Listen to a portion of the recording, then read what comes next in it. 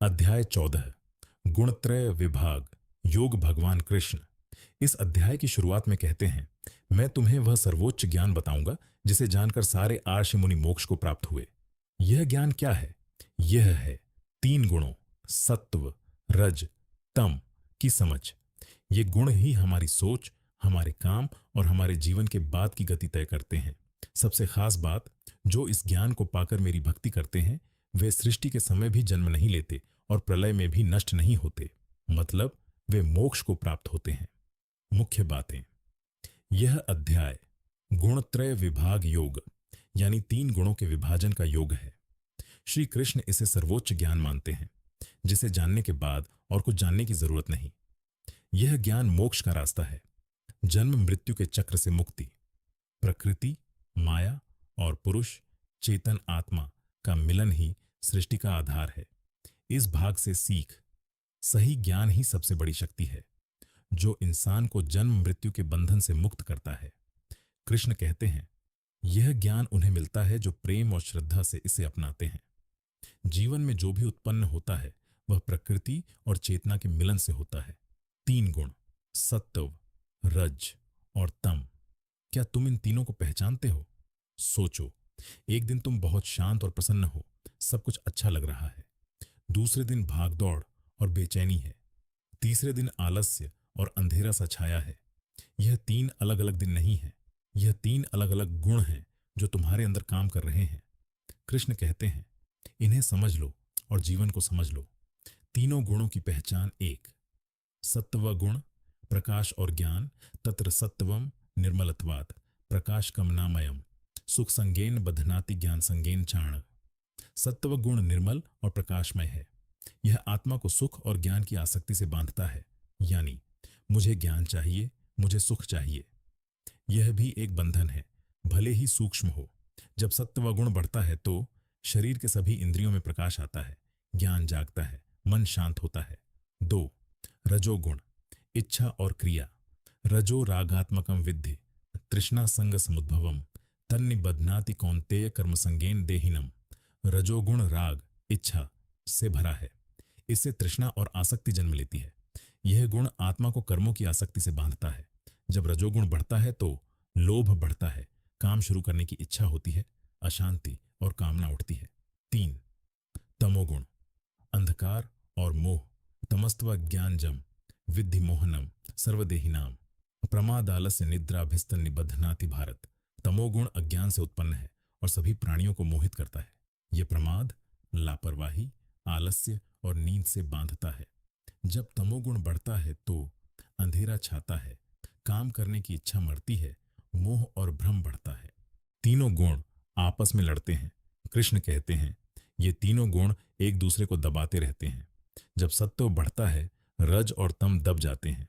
जब रज उठता है सत्व और तम पीछे हट जाते हैं। जब तम हावी होता है बाकी दोनों कमजोर पड़ जाते हैं। यह एक निरंतर खेल है, जैसे तीन पहलवान हमेशा कुश्ती लड़ते रहते हों और जो जीतता है वही उस समय तुम्हारी प्रकृति बन जाता है।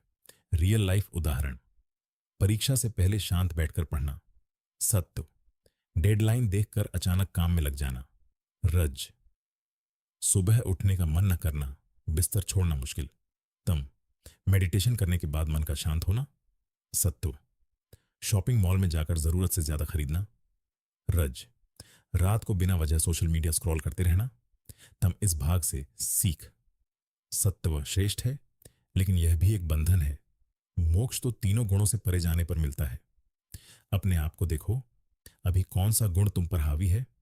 सत्व बढ़ाने के लिए सात्विक भोजन, सेवा, ध्यान, अच्छी संगति। गुण और मृत्यु, मरते समय जो गुण हावी वही अगला जन्म तय करता है।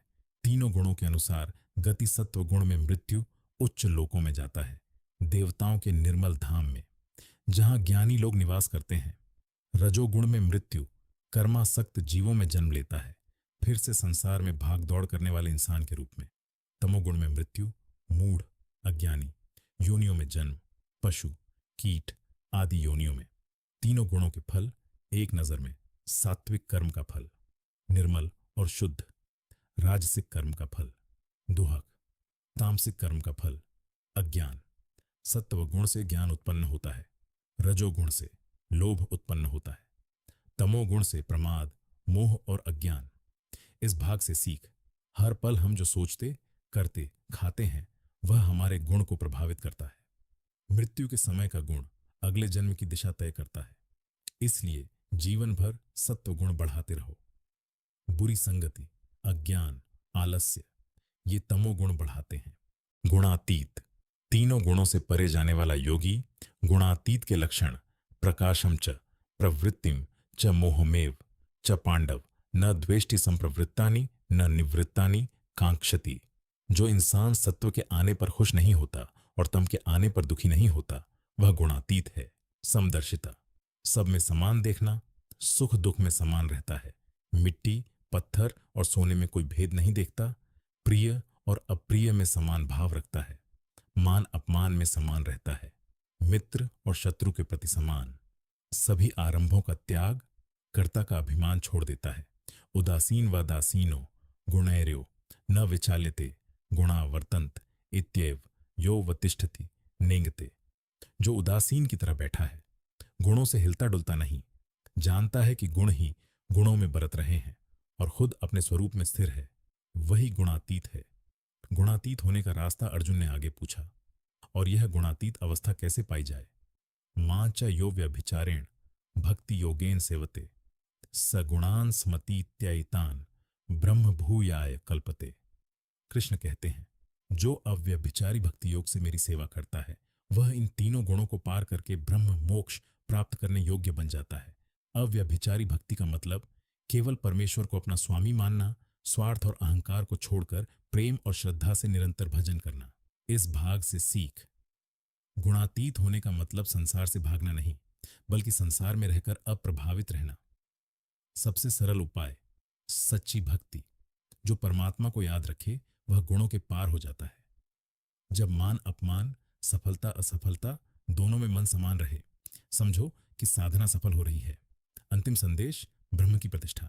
आसान भाषा में ब्रह्मणो ही प्रतिष्ठा, हमृतस्याव्ययस्य च शाश्वतस्य च धर्मस्य सुखस्य एकांतिकस्य चचि।